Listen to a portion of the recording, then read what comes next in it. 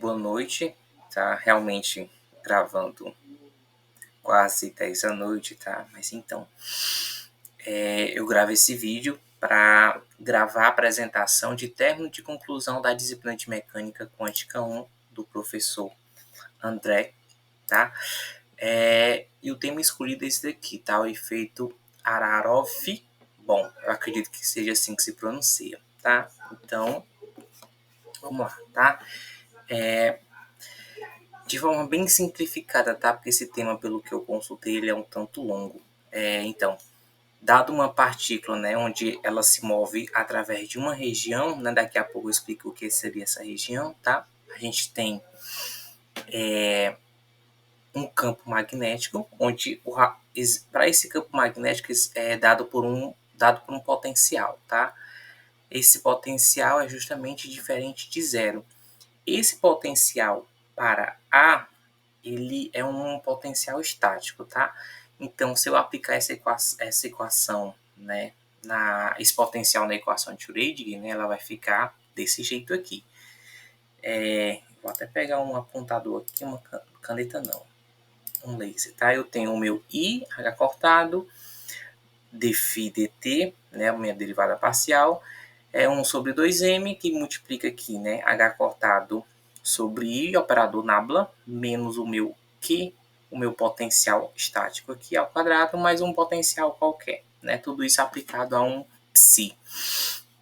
Então, essa equação pode ser simplificada substituindo esses termos aqui, né, o meu psi equivale a um exponencial de g psi', e um g que é igual a um Q sobre H cortado, integral de uma origem, essa origem aqui, tá?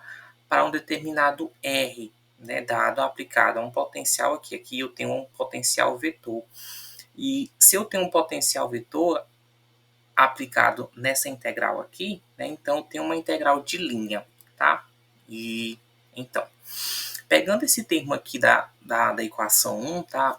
Aplicado ao meu psi, eu tenho justamente essa equação aqui, tá? H cortado sobre I, operador nabla aplicado ao meu psi, que é o meu divergente, menos o meu Q e o meu potencial aplicado a esse psi aqui.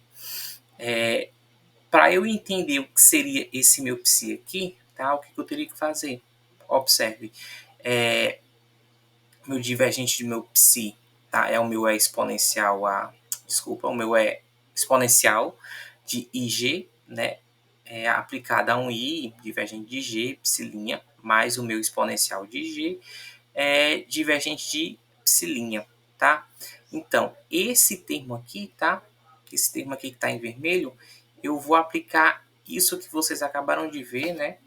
Da equação anterior, onde eu tenho esse termo aqui, H cortado sobre I exponencial de G, tá? E divergente de G psi', que é esse primeiro termo aqui, tá? Agora eu vou para o segundo termo, que é esse daqui, né? Eu tenho mais H cortado sobre I exponencial de G divergente de um psi'. E aqui, né, vou repetir o termo, tá? Só que aplicado a o meu psi aqui, que vem de onde, tá? Esse termo aqui, ele vem justamente daqui, ó, só do meu termo de psi, tá bom? Por isso que eu grifei aqui, tá? Então, agora, considerando essa integral de linha aqui, a gente vai pegar o gradiente dele, tá? Que equivale ao meu Q sobre H cortado do meu potencial estático aqui, né? Então, aplicados a isso, né, para eu substituir esse termo aqui dentro, tá? Até eu não quis colocar uma seta daqui para cá porque eu achei ia ficar muito poluído. Então, aplicado aqui, eu tenho essa equação, eu tenho que o meu potencial estático exponencial de IG psi' mais H cortado sobre I exponencial de IG divergente psi' menos o meu Q potencial estático exponencial de IG psi'. Esse termo aqui, observe, ele é idêntico a esse daqui. Logo, só vai ficar o meu termo, né? Esse termo aqui.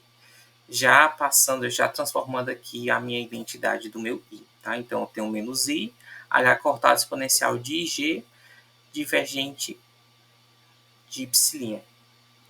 Gradiente, desculpa. Então, eu coloquei equação 2, tá? Então, como a gente encontrou aqueles termos ali, né? Aplicado aquele termo da equação de Schrödinger, então, eu até reescrevi aqui o meu psi, escrevi aqui o meu gradiente de G. Então, o termo necessário para a equação de Schrödinger que pode ser avaliado sendo justamente aquele termo maior da minha equação 1, tá? Então, aquele mesmo termo que está aqui, né? A solução daquele primeiro termo é esse daqui, só que eu vou elevar ao quadrado e, claro, considerar justamente aplicado a esse psi aqui. Então, eu tenho essa equação, h cortado sobre i, operador nabla, menos o meu Q, fez o meu potencial estático, tá? Menos o meu I, h cortado exponencial de G divergente de psilinha, que é igual a menos h cortado ao quadrado. Tenho aqui o gradiente de aplicado ao meu exponencial de G, né?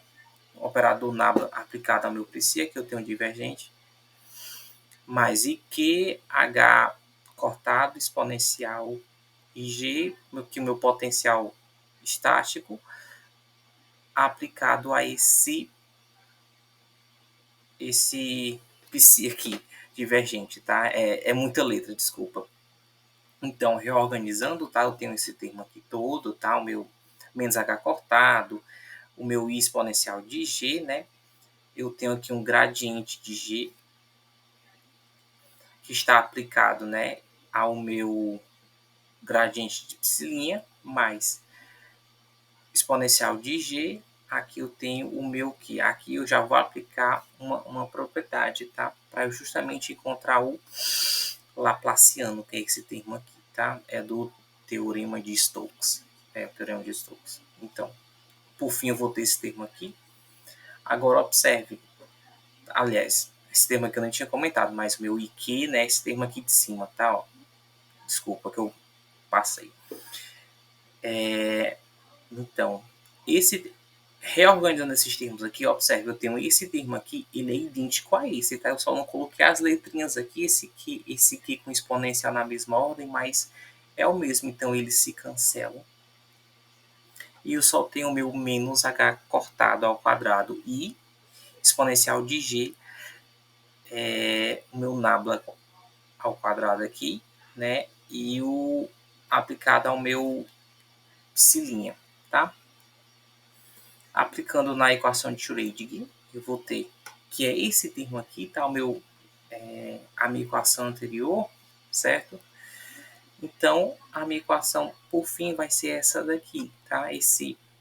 O meu I, H cortado, exponencial de G, psilinha, derivada do psilinha, certo? Menos o meu 1 sobre mh cortado ao quadrado, é exponencial laplaciano de psilinha, mais o meu potencial exponencial IG aplicado ao meu psilinha, tá? Então, pegando esse termo aqui, a gente pode observar que a gente tem uma exponencial aqui de G no primeiro membro, tem outra aqui também aplicada ao segundo membro, né, nos dois termos. A gente nota que, ainda olhando para as equações, a gente nota que esse termo não depende da exponencial, tá? Que eu até coloquei aqui, ó. Logo, a solução de um sistema onde existe um potencial vetor é trivial, apenas adicionando o termo meu IG, tá? Então, a gente vê que esse psilinha aqui satisfaz a equação de Schrödinger, e essa equação de Schrödinger aqui, né, ela não depende desse potencial A, tá? Aquele potencial estático que a gente tinha comentado, né? Então, Aronov e Bohr, eles propuseram um experimento onde um feixe de elétrons é dividido, tá, em dois, e esse feixe de elétrons ele se divide em dois, passa por um solenoide e retorna eles se recombinam, tá?